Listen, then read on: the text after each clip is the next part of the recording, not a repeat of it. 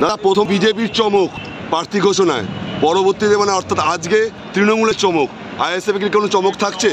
দেখুন, আমরা জনগণের জনপ্রতিনিধি করতে চাই। ওই যে সিনেমার আর্টিস্টকে দিয়ে, খেলোয়াড়দেরকে দিয়ে, যাদের মাটির সাথে যোগ নয় তাদেরকে দিয়ে পাঠাবো জিতিয়ে, আর পার্লামেন্টে গিয়ে টিকটক করবে, পার্লামেন্টে গিয়ে কোনো কথা বলবে না, সেই ধরনের আমরা দেবো না। আমরা জনগণের জনপ্রতিনিধি করতে চাই। সুতরাং আমরা আমাদের সাদামাটা পার্টি, আমাদের প্রার্থীও সাদামাটা থাকবে। তবে পার্লামেন্টের মধ্যে আমরা জনগণের ভোটকে পাঠাতে পারি, কীভাবে পার্লামেন্টেরিয়ান হতে পারে, কীভাবে জনগণের কথা বলতে পারে, তারা দেখিয়ে দেবে। সংযুক্ত মোর্চা লড়ছেন না একা? দেখুন, এখনও বলছি আমরা এই জন্য কয়েকটা দিন অপেক্ষা করছি। আমরা অবিজেপি তৃণমূল যারা আছেন তাদের কয়েকজনকে আমরা প্রস্তাব দিয়েছি, তারা যদি আমাদের প্রস্তাবকে গ্রহণ করে সেই জন্য আমরা অপেক্ষা আছি। আমরা ঐক্যবদ্ধভাবে বিজেপি এবং তৃণমূলের ভিতরে লড়াই করতে প্রস্তুত আছি। আর তা না হলে আমাদের শক্তি মতো হয়তো সব জায়গায় আমরা দিতে পারবো না, আমাদের শক্তি যেখানে আছে সেই মতো আমরা আমাদের দলের পক্ষ থেকে লড়াই করব। আজকে টিকিট পায়নি, জেলায় বিভিন্ন জায়গায় এখন তৃণমূল কংগ্রেস কাকে টিকিট দেবেন না দেবেন, কোন শর্তে টিকিট দিচ্ছেন, কি চমক থাকছেন, তাদের দলীয় ব্যাপার। বলছি, বারাসাত লোকসভা কেন্দ্রে বরাবরই 2009 সাল থেকে দেখে আসছি জিতে আসছে যে দেগঙ্গা বিধানসভা, এই জায়গা থেকে সব থেকে বেশি লিড নেয় তৃণমূল, যেতে সাহায্য করে রাজারহাট।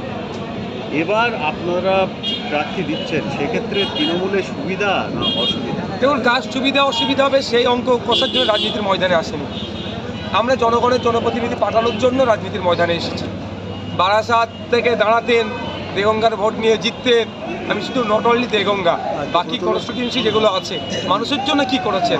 যখন কৃষকদের বিরুদ্ধে বিল পাস হচ্ছিল কি করছিল, যখন সিএ এর বিল পাস হয়েছিল এই বারাসাত কেন্দ্রের এমপি তখন কী ভূমিকা ছিল, 370 নিয়ে যখন আলোচনা কী ছিল, এক কথায় জনবিরোধী যে সমস্ত বিল অপদার্থ বিজেপির কেন্দ্রের সরকার যখন নিয়ে আসছিল, বারাসাত কেন্দ্রের এমপির ভূমিকা নিয়ে আমরা দেখে নিয়েছি।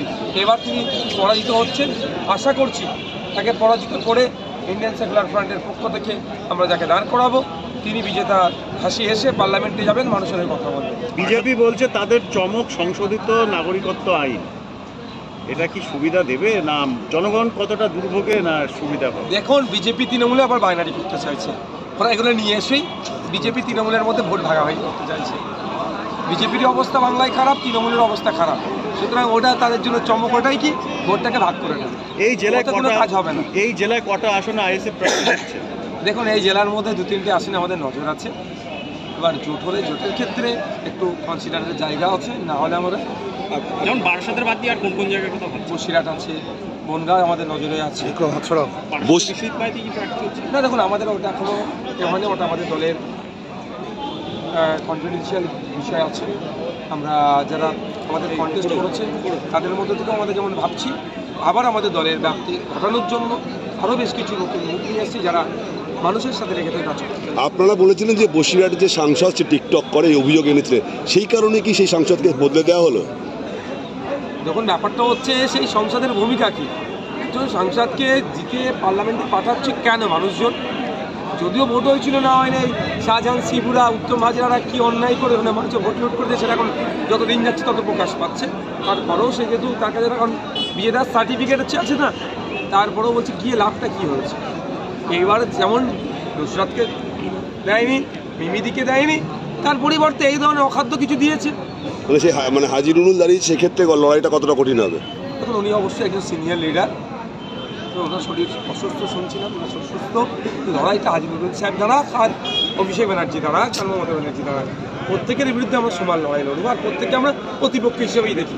এই শাসক দল বারবার যে অভিযোগ করে যে আইএসএফ প্রার্থী দেওয়া মানে হচ্ছে বিজেপির সুবিধা হয়ে যাওয়া, মানে এটা নিয়ে কি বলবেন? কেন বিজেপির সুবিধা করা হবে প্রথম কথা, আর আইএসএফকে কেন তাহলে ভোট দেবে?